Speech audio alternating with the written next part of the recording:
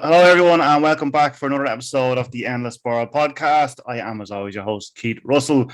This is, in fact, the last episode of Series 3, but I will be back, obviously, with Series 4 very soon. So to mark this momentous occasion, I've got a very special guest with me today. We have the award-winning actress, Norma Sheehan, is with us today. She has just finished doing Shirley Valentine on stage.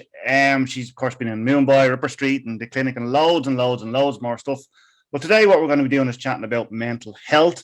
We'll chat a little bit about body dysmorphia, eating disorders, a little bit about Bodywhys. We might even give Celebrity's Fittest Family a mention, and whatever else comes into the conversation. Right, I'm going to shut up now. Norma, how's it going? How are you? Thanks for joining me today. How's it going? I'm delighted to be here. Yeah, I just finished Sherly Valentine in the Gaiety and doing a bit of it in Waterford and Galway, if anyone's around that part of the country in October, November and beyond. Come here, just a question on the books there now, right? All the books behind you. Yeah. They're not real, are they? They're too nice. You must be joking. Even if they were real, I wouldn't even read them. I don't read books either. Why don't you read books? I get bored, I swear. And the funny thing is, even if I put like my headphones on and listen to an audiobook or a someone else's podcast, I usually fall asleep.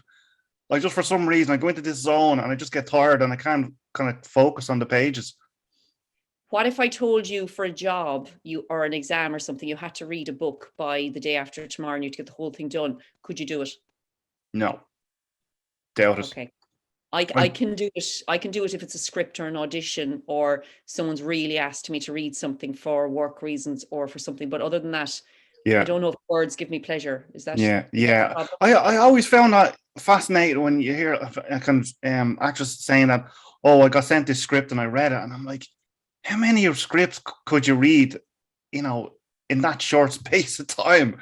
I don't know how they do it.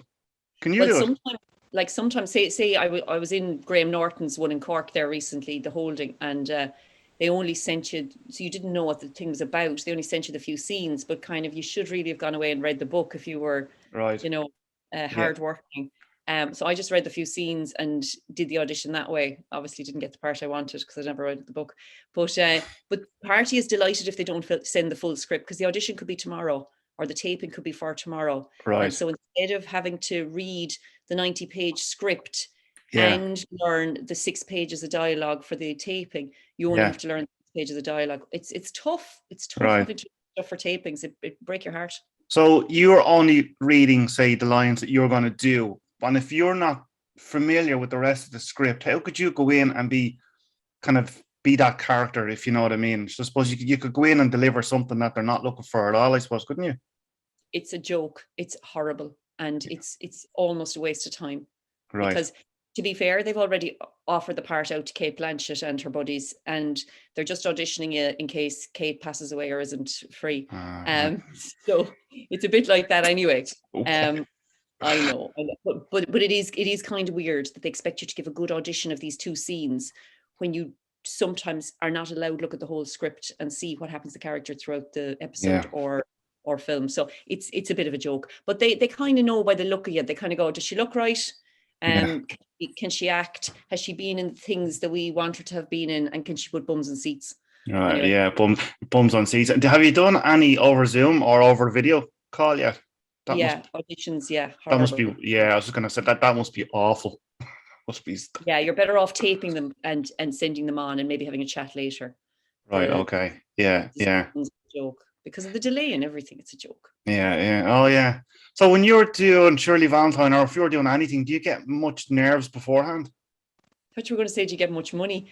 We'll ask that later. I'll be straight up with you now. I nearly had a stroke last week doing Shirley Valentine in the Gaiety, because it was 2 acts of just me on stage. And it's such a, you're probably too young, but she's one of the most iconic characters ever created. And the play was there before the film. Yeah. And the writer came on a Zoom with us and helped us to make it based in Ireland. He wrote Blood Brothers and loads of other things, and he's Willy Russell's his name. So I really felt I had to deliver. And then people bought tickets and it sold out. So I had to actually do a good job. So there was pressure. But there was the Gaiety's 150th anniversary, so there was even more pressure on you. A little bit, yeah, but you're frick it. There was a bit of pressure. It was the first show open after COVID. Yeah. It was only 60% capacity, which is 600 instead of 1,000 in there. Yeah. It felt full, yeah. Yeah. Yeah. What do you do to calm your nerves beforehand? For anything, really? I do a lot of prioritize, and I go, my dad is great though. I remember I was on to him 2 weeks before it and I said, Dad, I've run out of time. I can't actually learn this and we're opening in 2 weeks. Sure, it'll be grand. You just say your own lines. You say your own lines, it'll be grand. It'll be much better. No, I don't think the writer would be happy with that, but a bit of that. It's a bit like, fuck it, you're not doing open heart surgery and everyone there wants to have a good time. And okay, if you have to walk off and open the book and check the line, it's a bit of a story for the audience. Not great. I'd be offering the money back if that happened. But Is the movie much different? I remember like the film well, but obviously I've never seen the play. Is it much different? Because usually aren't they? Well, the play was first and it won loads of Tony Awards and Olivier Awards and stuff like that. And then the film, he says he prefers the play because the play was more earthy and stuff like that. Even though the film was so brilliant, I suppose he feels the film maybe got a bit light, too light. Yeah. Did he write the screenplay? Huh? Did he write the movie as well? He did. He wrote the movie. He also wrote the music for, I don't know if you know Blood Brothers, the musical, but it's very popular. Oh, no. He wrote the musical for that, the music for that as well. So he's a bloody genius. Jeez, that is, yeah. Christ almighty, yeah, that is good, isn't it? So, listen, I saw you on Ireland AM a couple of weeks ago, obviously for Mental Health Awareness Week, and you were, don't be looking at me like that. What did I say? You'll all be grand, you'll be fine. Yeah. We're all mental, you'll be grand. Is it something like that? No, that's what I said when I was on there. You were talking about eating disorders and stuff like that, and then obviously you left me a voice now saying you mentioned kind of body dysmorphia and that. So maybe if we have a bit of a chat about that, because obviously that ties into me, which is exactly what I've been talking about. So what's the story with the eating disorders? Did you have a bit of a problem yourself when you were younger? I suppose. To be fair, I don't know anyone who didn't have a problem. So say my friend who was perfect in school, she was eating lettuce leaves and cucumbers, and then apparently after we left school, she had issues. Then another friend had no problems, but was probably a little bit overweight, and she had issues later on. I wasn't even in the country. I could go through every relative and friend, and whether it's, one of my sisters who, I only do coffee until 6 in the day. Is that not a disorder? They have another one and she eats healthy all day long, but she has, maybe a bottle of wine in the evenings. Is that a disorder? Then I have another one who works really hard, physically labor all day long, probably tots up 5 bars of chocolate per day. Is that a disorder? I could go through everyone. I know someone who, like another relative who only eats a crust of brown bread and a grapefruit juice, and then maybe a sliver of gravy. There's so many different variations on. I'm not saying any of these people are down to 4 stone and their heart is about to stop from anorexia. Yeah. But I actually don't know a human who doesn't have. I don't know a human who loves their body and doesn't have a weird relationship with food. Yeah, I heard someone saying recently, there's disordered eating and an eating disorder. So disordered eating, I suppose, is when I suppose it doesn't take over your life. I suppose everybody has disordered eating traits and habits, but it's when I suppose it turns into an eating disorder is when it's impacts you a little bit more. Okay. I mean, I don't want to suddenly become, you're a guru on this. I have no knowledge on this. All I know is that when I was a teenager, I found it really difficult and I didn't like myself, and I would have maybe gone on diets to try and be as cool as a friend. Then I would have binged, and then I would have starved myself. And yes, it did take over for a while. I was obsessed with it. Yeah. But my mother was great and I got help, but the help didn't help. So what was wonderful is that getting help is going to talk to somebody. And I suppose I spoke to a GP and I spoke to somebody. Go and talk to somebody is just, what it made me realize is that's great and all, but no matter what your problem is, whether it was my anxiety last week with the play, whether it's financial worries, whether it's an argument with a friend, whether it's eating issues, whether it was addiction. Like I have a friend who does about 3 fitness classes a day, and you're telling me that's not a body addiction? Yeah, Like, yeah. no, another friend, she doesn't do food, she only does supplements. She doesn't even do food. Wow. Like, Okay. Right. Yeah. and, Yeah. and why she's got kidney stones. So there's all this calcium is stuck in her trying to peel Yeah. these big rocks. Yeah. So what my thing is, it's finding a way of just getting through it. And sadly, yes, you have to talk to people, but you have to find a path yourself. Because yeah. And I mean, you don't want to get hopeless and like be like, oh God, what's the point of me being here? But it's like, you're the one who has to get up every day. You're the one who has to decide. It's much harder to be positive than negative. And yeah, totally agree with that. So much harder to get up and squeeze oranges and squeeze grapefruit juice than to reach over and have the Cocoa Pops that are there from the kids from the night before. And like, it's so much easier to go for the bad route. It is, isn't it? And it's convenience, isn't it? Especially when you're tired and stuff like that. But I mean, yeah, Jesus Christ. I mean, you said there a few minutes ago you just didn't like yourself. Was that didn't last for long, did it? Or did it stay with you? I've kind of accepted that my head is mildly lopsided and I've a bit of an owl. Like some people think I'm the tea lady from Father Ted, and you know, I'm no oil painting, but I'm okay with myself. And a lot of people I know are getting Botox and fillers, like a lot of people, and I'm not going to do that because it's hard enough to manage my own wonky head without trying to manage something that someone else has put stuff into.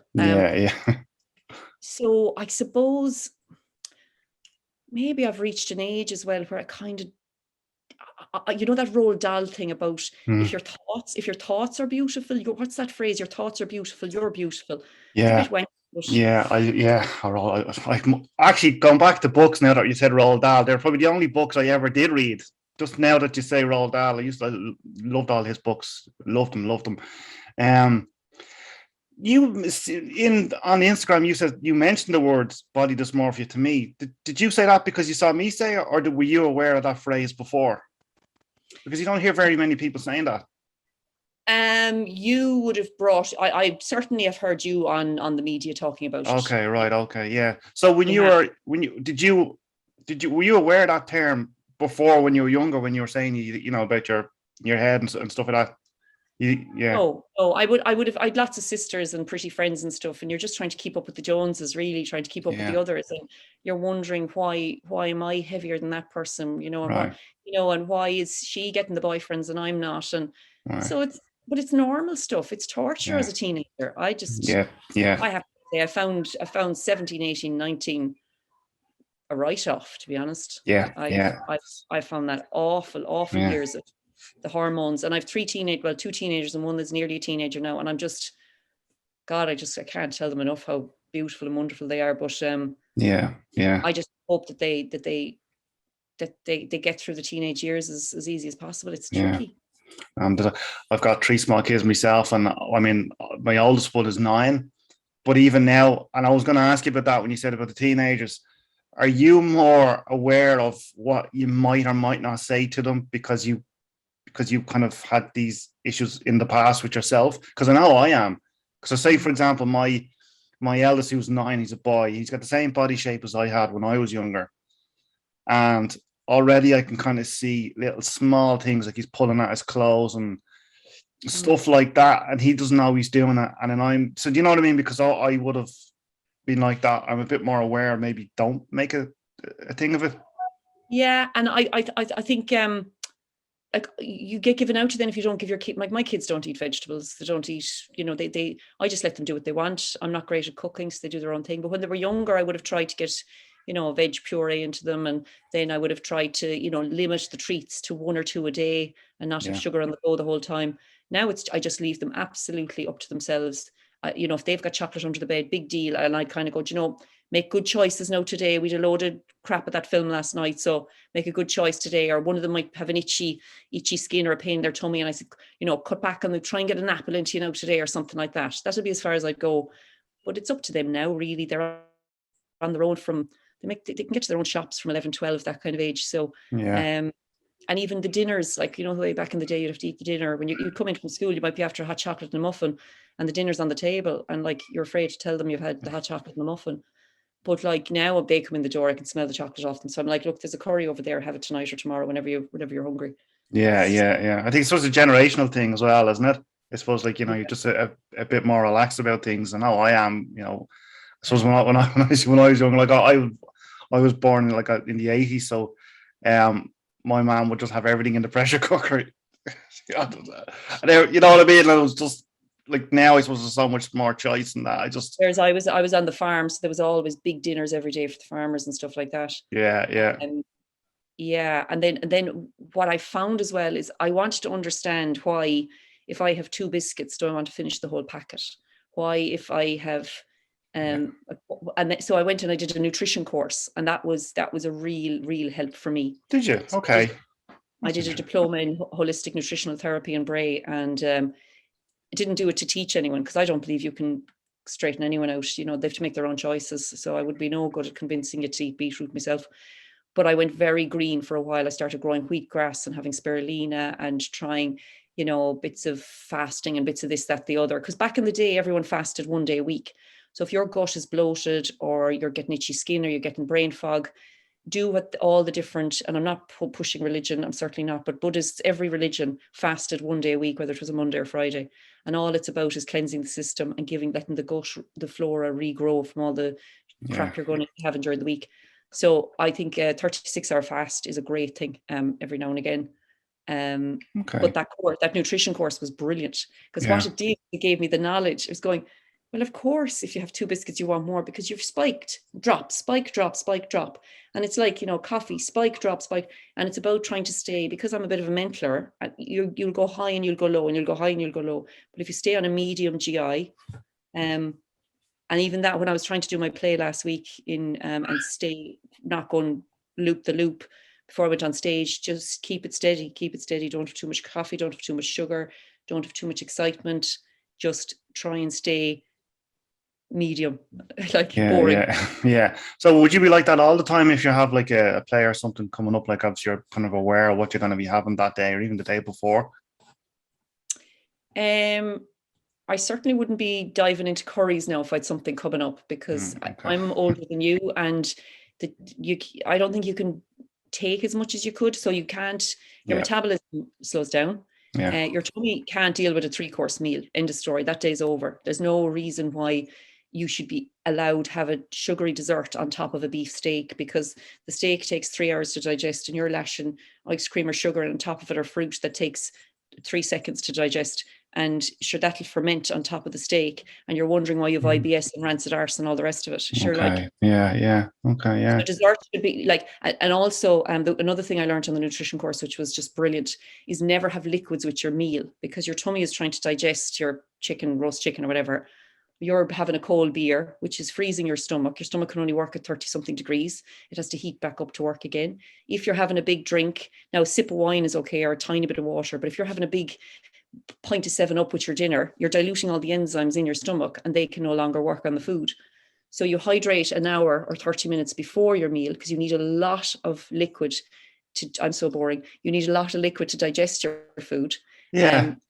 Pre-hydrate instead of hydrating with the meal. Because, like, seriously, you're drinking it with the meal. Can you imagine pouring a cold beer on top of your stew? It's like disgusting. Yeah. Well, when you say it like that, and I have to. The reason why I'm smiling as you're saying that is because it's not an argument. It's a discussion many times with my wife that her family don't really drink like liquids with their dinner, and I always did, and I always we were having that, or they're like, you're not supposed to. And I'm like, of course you have to. Like, so it's funny that that you're actually saying that after not listening to this.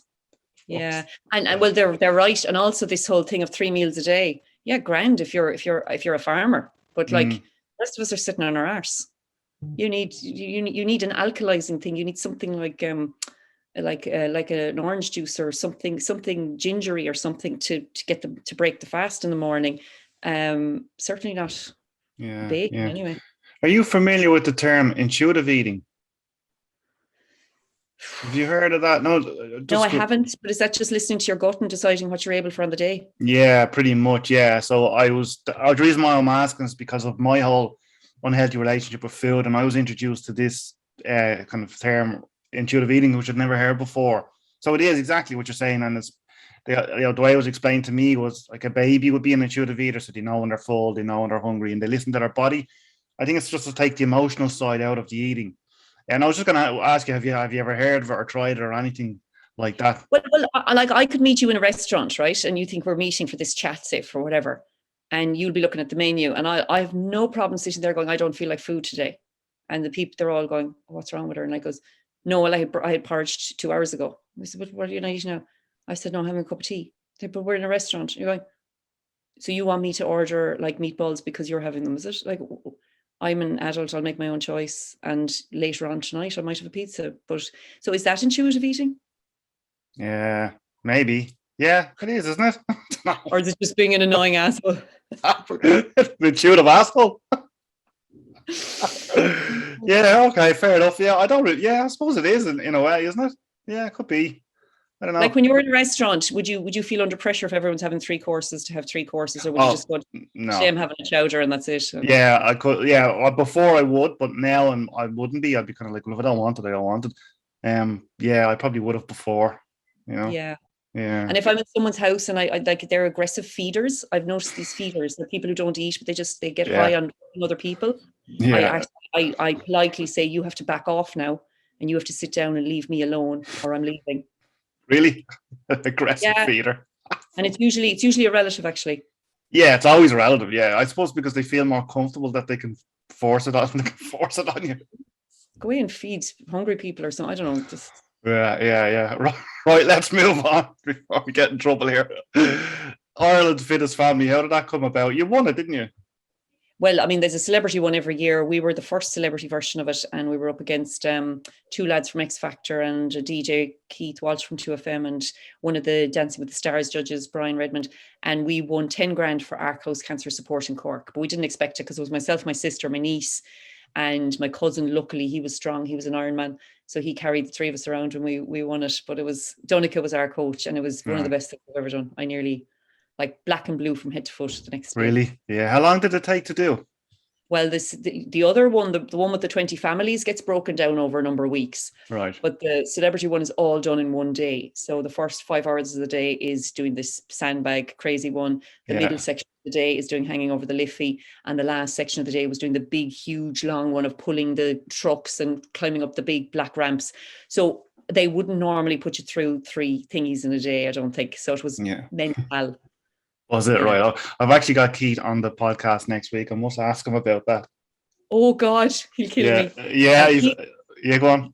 He's touring a show called Pure Mental. Yeah. So I was touring Heal Your Hole, and he was touring Pure Mental, but COVID stopped all that. And then I turned mine into the podcast. Yeah. Heal Your Hole, and I'm not sure what he did, but he was still on and off in radio anyway for a while. So no, I'll say to him on Tuesday next week. I think I'm talking to him. And don't worry, we will. I want to talk to you about your podcast as well, because I think it's gas. I'm sorry, just before you finish on Keith, we were in the final against Keith, and they were ahead of us because they had him and another strong man on his team. And they were ahead of us, but the last thing you had to do was go across this beam, and his brother or brother-in-law was on the beam and kept falling off the beam, couldn't get across it, and we just at the finishing line ran past him and ran up the ramp and beat them. But so it's sore point for him. That is it? Right, maybe I won't say it. Well, a funny sore point because it was only for charity, so the money was going to go to some charity anyway. It wasn't going. I'll say it to him, man. I'll say it to him. We'll have a laugh about it. You mentioned COVID there a minute ago. How are you during COVID? You're frozen on me there now. Oh, hello. Am I back? You're frozen on me. Shit. Can you see me? Your face has gone frozen. Okay. It looks lovely, to be honest. You look like you've had a shot of. Can you hear me? Oh, you're back. You're back. Am I back? I'll take a picture. Okay. I'm going to take a picture of what you look like with loads of Botox. Here we go. Hang on. I can hear you, but you're back. Hello, back. Am I back? Yeah. All right. Because you're frozen as well, isn't it? The fuck's going on? Right, okay. You look like this. Oh, did I? I was just like, in shock. I look like that all the time. So clear to me. So are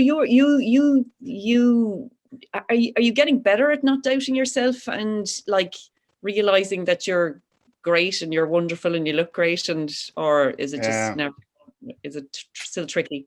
Yeah, it's still tricky. I'm been better since I've been doing the podcast and sharing my story. I've kind of come out of my shell a lot. If you had have asked me this time last year, would I be doing what I'm doing now? I would have said no.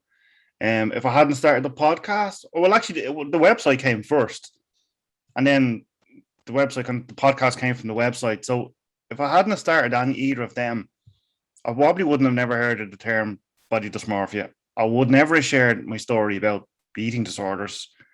Because the first blog I did was about kind of just how I use sport as an escapism from my anxiety, but that's all it was. It was kind of nearly drip feeding my story, just kind of testing the water to see how the responses would be. I think it was more, I was kind of just opening up very, very slowly. But I'm much better now, actually. Yeah, I wouldn't be sitting there. Go on, it's very hard for men, actually, because they're like this whole six-pack thing. Like women, there's pressure on women to fit into some sort of a dress or whatever. But like we're not really expected to have a six-pack. Like this new thing for guys is a freak couldn't achieve that.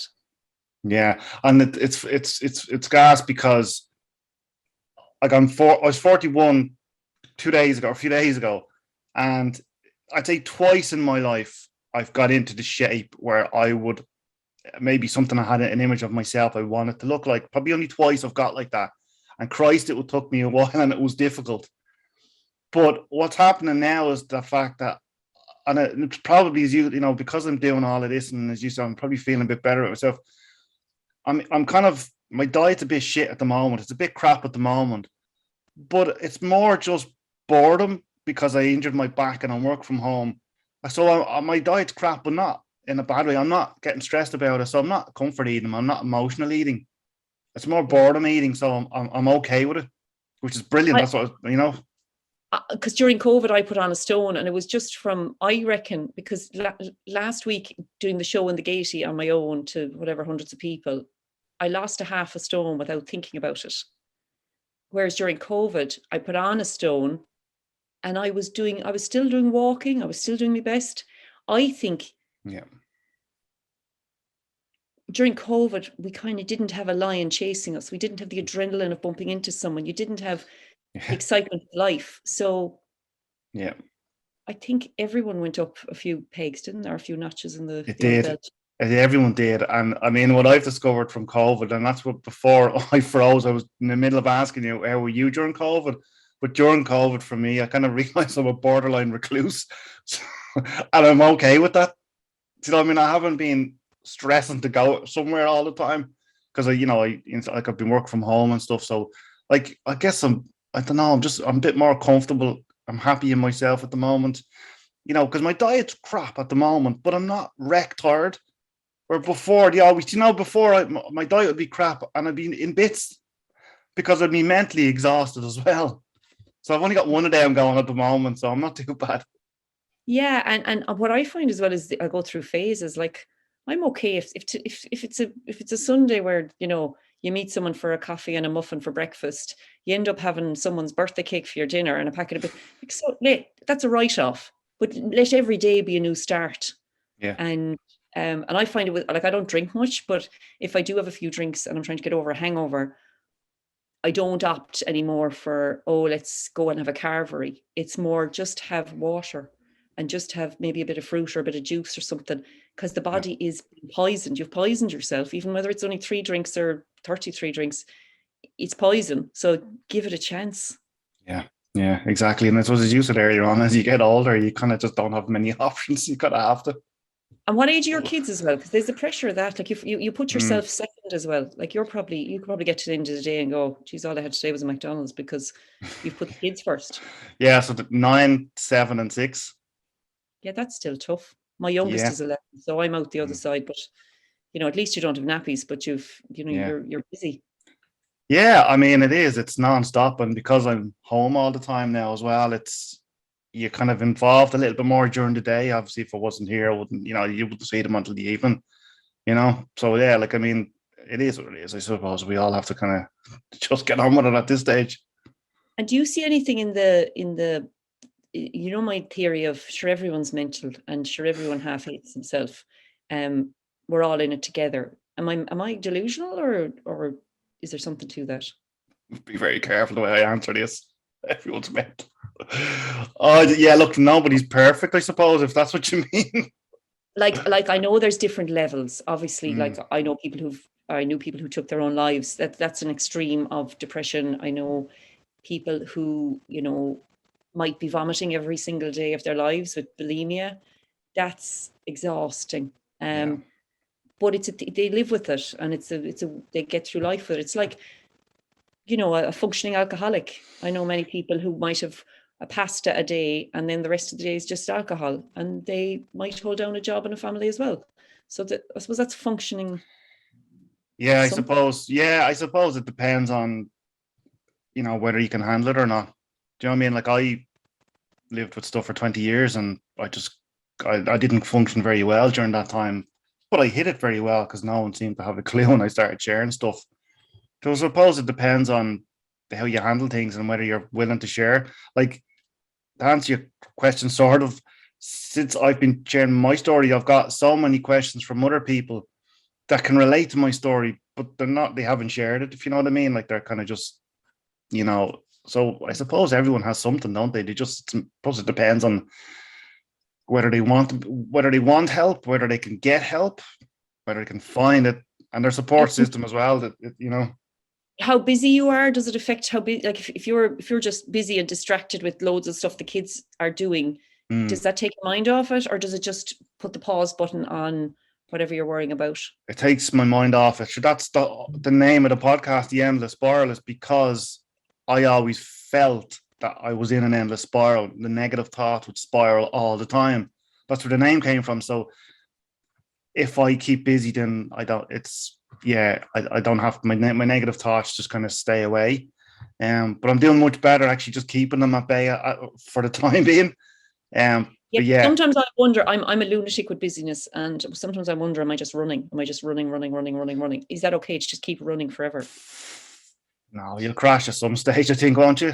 I think you'll crash at some stage. I mean, like, I suppose you can keep busy. I suppose there's a difference in maybe avoidance and kind of maintenance as well. So at the moment, I'm probably in maintenance mode where I'm kind of looking after myself, where before I'd be avoidance, I'd be sweeping stuff under the rug, and they're going to raise their head at some stage, or at least now I'm busy. I'm keeping the negative thoughts away, but if the negative thoughts come in, I'm kind of have things, I'm managing it at the moment, so they don't affect me as much, I hope. And do you find the people around you, right? Yes, because you've spoken out recently. God, people just want you to be okay. They kind of just want you to be okay. It's just easier for them if you're just bloody okay. Well, because I went so long when no one knew anything, I never had anything from anyone anyway. So at the moment, I'm getting a lot of people just saying, well done and that. But I said maybe that'll come eventually. I found it a bit weird at the beginning when everyone was saying to me, "You're so brave," and and although everyone means well and it's great and they're trying to be supportive, but at the beginning I was like, I don't want to feel I'm being brave, because that just means, I thought that was part of the stigma as well. You have to be really brave to share your story, and I was kind of trying to get away from that. But I suppose I'm not as bad now with stuff like, Yeah, well, you're clearly helping so many other people. So yeah, that's and how many more decades could you hide it away for? Yeah, I mean, I don't know. You were going to combust at some point, and as a fella, unfortunately, like people just don't take it seriously, and with guys as no, exactly, and that's what I'm just trying to do at the moment. I'm trying to introduce men into the conversation, with certain topics anyway, because you just don't. And that's the main thing, is the stigma, with men, And then, like, who was I talking to? I was talking to someone the other day anyway, and they were saying to me about, because men just go, they go on, or it takes them so long to be diagnosed. And I said, yeah, obviously, because they don't talk about it. You can't get diagnosed if you don't tell anybody, Yeah. I see. Women do talk more. We never shut up, really. Yeah.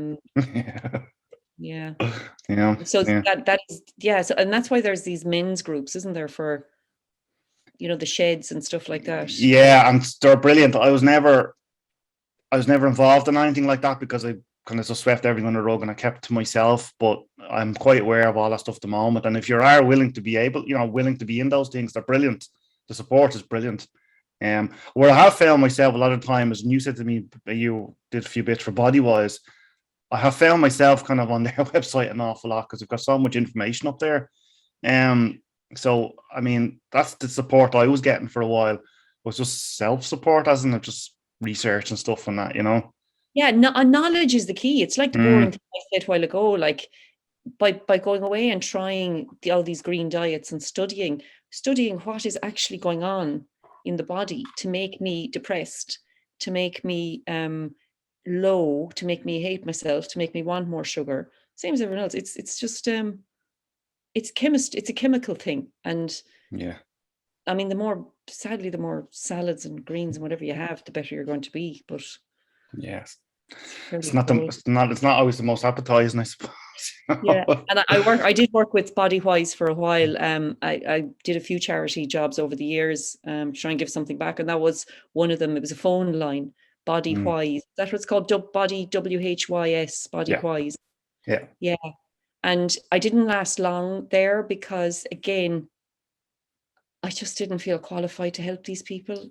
I just was going, but yes, it's a phone line. Yes, I'm helping them, but I didn't stay long at that, because I had done a bit of a course to help on phone lines, and I just, it was tough. I wasn't strong enough to listen to very sad stories, or maybe I wasn't strong enough at the time to. And I'd be lethal anyway. Sure, I'd say something, she'll be grand. Be lethal. Couldn't have a pint. Couldn't have a pint. She'll be grand. Yeah. I'd be talking to Jason Bourne a bit, and he's always saying that about his dad. If he always puts himself as, what would his dad say, and he always says stuff like that. His dad would be exactly like that. Actually, be great. I'll just get on with it. Yeah. It's like my dad, when I was going on the Gaiety last week, learning 2 hours of script, and the dad was like, "Sure, don't worry, you'll just say your own lines." Or whenever I say, what did he say? Whenever I was depressed as a in my teens or 20s, he'd just say, "Stop feckin' thinking and start feckin' doing." Yeah, that was his motto. Or he'd say, "Worrying is like paying interest on a debt you haven't even received."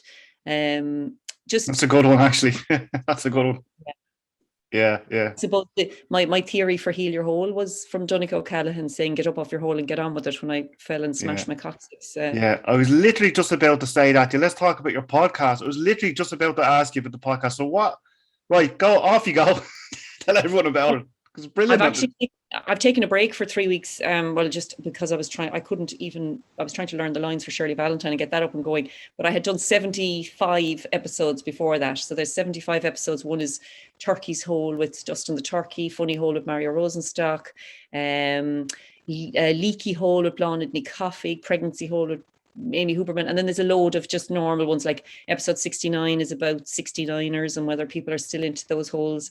And just there's a different random thing every week, whether it's hairy hole with a waxer or just a bit of madness. Really, it's brilliant. It's a brilliant name. It really is. I saw you on the Ireland AM, was it Sunday or Friday? It was with Simon, wasn't it? And you were talking about that. I didn't know where you were going with that conversation. Yeah, to be fair, a bit like yourself, like I'm glad I started it during COVID, because I at the start of COVID, I hit rock bottom. I was very low. All my work dried up. I wasn't good at the homeschooling with the 3 kids. Yeah. They weren't good at screens at that point. I was literally getting no sleep, training myself up as an engineer to do voiceovers and stuff. I was really, really, really bad, tired and cranky. So the podcast kept me going and kept me getting out and talking to people, even if it was just on the street with a mic. So that kept me sane. Actually, it saved me now that I think about it. Wow. So you kind of find that very therapeutic doing it? Yeah, hard work at the time now, because some weeks you didn't feel like doing it. But it definitely kept me sane when I'd nothing else going on. And you know, as an artist, there was theatres had shut down, filming hadn't come front line yet, and I was still doing bits of voiceovers, but I need to be working, you know, as I said a while ago. I'm not great idle. Yeah. And when are you going to go back to it? I suppose when you've time. Well, I'm only, I think I've skipped 3 weeks now, just while my brain was only learning the lines for Shirley. So I'll probably go back once I do Shirley in Galway next week, then I'll probably go back to it again. Okay. But there's 75 episodes out there already anyway. So. Yeah. What's the next hole that you're going to be dealing with? I don't know. Maybe the black hole. We do the black hole. Oh yeah, that's a good one actually. Yeah. I like that. The black hole. Might get you onto that one. I'm only joking. Well, you'd have more knowledge than me. I'd probably just again tell people to go and have a pint. Yeah. No, seriously, I could come on if you want. We can talk about the black hole. Look, I had a black dog following me around for long enough. Like we can change it to a black hole if you like. Yeah, Jesus Christ. I used to have a little video on my phone that I got on YouTube, and it was called The Black Dog. As at the time I was going through a really kind of just I was actually having a bit of a breakdown. I was with changing work and stuff. And I was really suffering with my anxiety, and this wasn't helping this video. But you know, when you're in the dumps and you're really, really bad, and it was like a 4-minute video I got off YouTube, and it was like the black dog. Oh my God, I'd be in tears watching this. It was like a cartoon type of thing, you know, and you'd be in tears watching it. And I came across it on my iCloud the other day, and I just came on and I watched it, and didn't affect me at all. Okay, that reminds me, I got dumped once by a fella, and I listened to an Alanis Morissette song about a couple of thousand times and cried.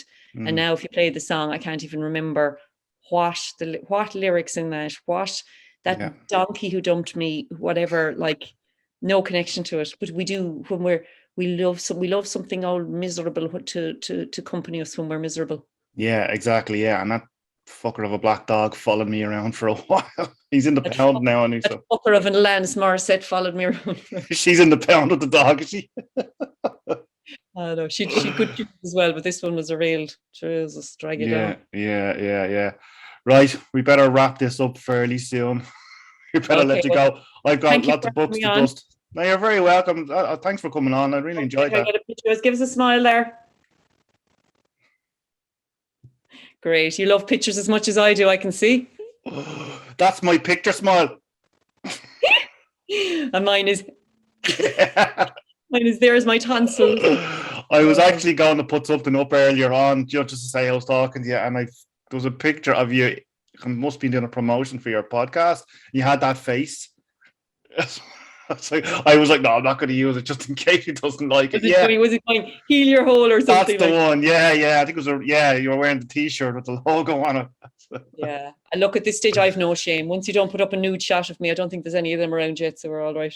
Yeah. Well, actually, look, I just spotted this. You're not going to show me a nude picture yet. No, a friend of mine made me a pillow. It's in reverse there. It says heal your hole. Yeah, no, it's fine for me here because That's so funny. Everyone keeps slagging me all the time because the logo on my bookcase behind me, they keep on saying it's backwards, but it's fine for me, so I don't care. I'm leaving it. Yeah, screw them. Oh yeah, it is backwards. It is. Is it? Well, maybe not for people watching, but for your guests. I'm your guest. Because when I look, we have such big problems. We really do backwards logos. My kids got me a new. What are those ring lights? It's my first time using it. I have one. I've got one on Amazon. I've got one over there. Oh, you got it behind you? No, it's not on. It's just over. It's behind the bookcases. No, it's meant to be in front of you. Come on now, but I haven't figured it out yet. Listen, that's why you've issues, man. Everyone else has 5 filters on themselves and all these other and these flashy lights. I've just got fillers in the bookcase. Oh, brilliant. And Photoshop. Right, listen, we better get out.